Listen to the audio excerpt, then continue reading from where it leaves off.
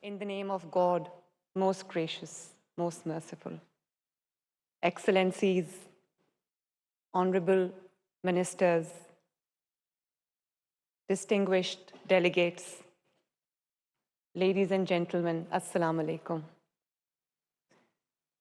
It is indeed a privilege and an honor to welcome this distinguished gathering of the Organization of Islamic Cooperation to Pakistan. Pakistan, a land of hospitality, a land of resilience, a land of hope, and a nation deeply honored to host our sisters and brothers from across the Muslim world. On behalf of the people of Punjab, the largest province of Pakistan, and the people of Pakistan, I extend my heartfelt welcome to all of you, my dear brothers and sisters. I sincerely hope that your stay in Pakistan is comfortable, it is productive and memorable, and that you experience not only our discussions and deliberations, but also the warmth, generosity, and hospitality for which our people are known. The OIC represents not merely a forum of nations, but the collective aspirations, shared values, common future of the entire Muslim Ummah. Ladies and gentlemen, I stand before you not only as the Chief Minister of Punjab, but as a proud daughter of Pakistan, as a representative of millions of women across the Muslim world, and as someone whose own journey has been shaped by the transformative power, resilience, and opportunity. The story of women in Islamic world has never been a story of limitation. It has always been a story of strength, a story of resilience, a story of courage, a story of perseverance, a story of leadership forged by circumstances that demanded extraordinary strength. There is a common belief, my friends, that empowerment is something that is given. My own journey has taught me something very different. Empowerment is often created by circumstances. Sometimes circumstances test a woman before they trust her with leadership. Sometimes circumstances demand resilience before they offer responsibility. And sometimes they reveal strengths that she never knew she possessed.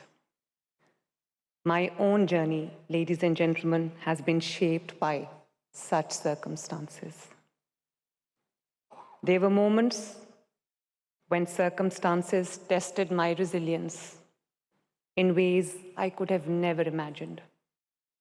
Standing beside my father, the Prime Minister, Maryam Nawaz Sharif, during times marked by injustice, by inequality, by political adversity, and immense personal trials, I learned that conviction often demands sacrifice and that perseverance is sometimes the only path forward.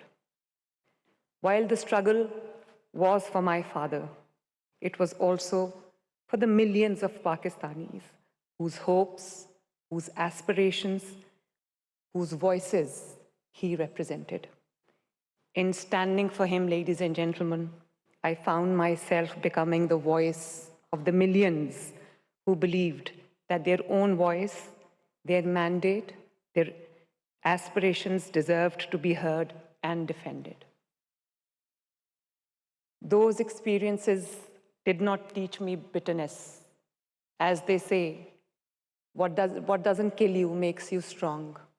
And as they say, that the strongest steel is forged in hottest fires. The adversity taught me patience. It taught me endurance. And it taught me that responsibility comes with standing firm for what one believes to be right. It reminded me that adversity can either define your limits or reveal your strengths. So it became a source of purpose and resolve. They taught me that empathy for women who struggle quietly every day, the unsung heroes across the world. The widow trying to educate her children, the mother worrying about putting food on the table, the young girl wondering whether her dreams are too big for the world she was born into. I was fortunate to learn from the very best, to learn from the remarkable women who came before me. Madre Millat, mother of the nation, Mohtarma Fatima Jinnah, stood beside Qaid-e-Azam, Muhammad Ali Jinnah, the founder of Pakistan, as his closest companion, as his closest aide, as his confidant, and as his pillar of strength during the struggle for the creation of Pakistan. My mother,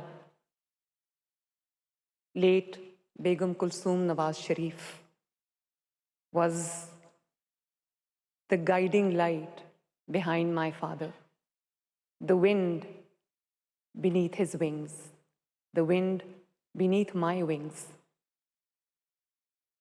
My father, who had the honor of serving, the only one to be 3 times Prime Minister of Pakistan. She taught me that leadership is not always exercised from the front row of history. Often, it is quiet strength, it is wisdom, it is sacrifice behind the scenes that sustains nations and shapes leaders.